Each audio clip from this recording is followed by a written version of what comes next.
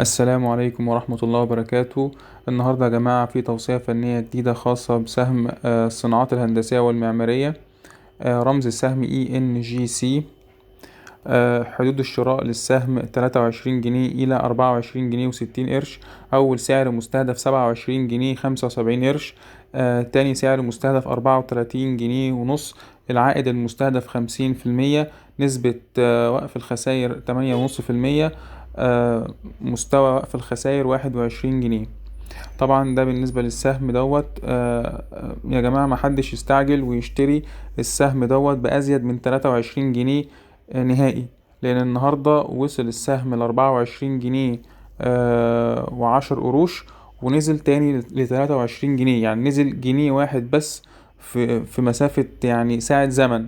فأرجوكوا الكل يشتري عند أدنى سعر للشراء، محدش حتى لو السعر ارتفع والسهم طلع وما لحقتش السعر في الارتفاع بتاعه ما تشتريهوش، خلاص هي فرصة ومش مكتوبة لك.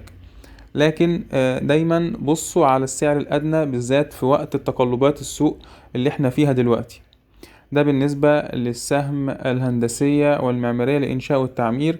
طبعا بالنسبة لسهم كليوباترا اللي احنا اتكلمنا عنه وعملنا التوصية عليه، طبعا السهم دوت عمل هم خرجوا في توصية ان هو اغلاق السهم وتحقيق عائد منه 13% من السهم. طبعا انا مش عارف اخش على التوصية للأسف، لان البرنامج مش عارف تقيل او النت هو اللي تقيل،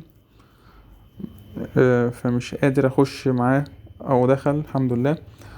طبعا هنا السعر الاغلاق 7 جنيه و30 قرش. الاداء من مستوى تاريخ التوصية 13 جنيه و18 قرش. التاريخ السعر عند التوصية 6 جنيه 45 قرش، يعني نسبة معقولة. هم كانوا طبعا كاتبين مستهدف أعلى من كده، لكن حركة التدفقات النقدية اللي داخلة والسيولة اللي داخلة للسهم لاحظوا إن هي مش هتوصل عند المستهدف اللي هم أوصوا بيه، فبالتالي هم عملوا نسبة وقف الأرباح عند 13%، يعني هم استكفوا عن كده. فطبعا دي برضو بالنسبة لمستشفى سهم مستشفى كليوباترا. ده بالنسبة لآخر تحديث ليه، وبالتوفيق للجميع إن شاء الله.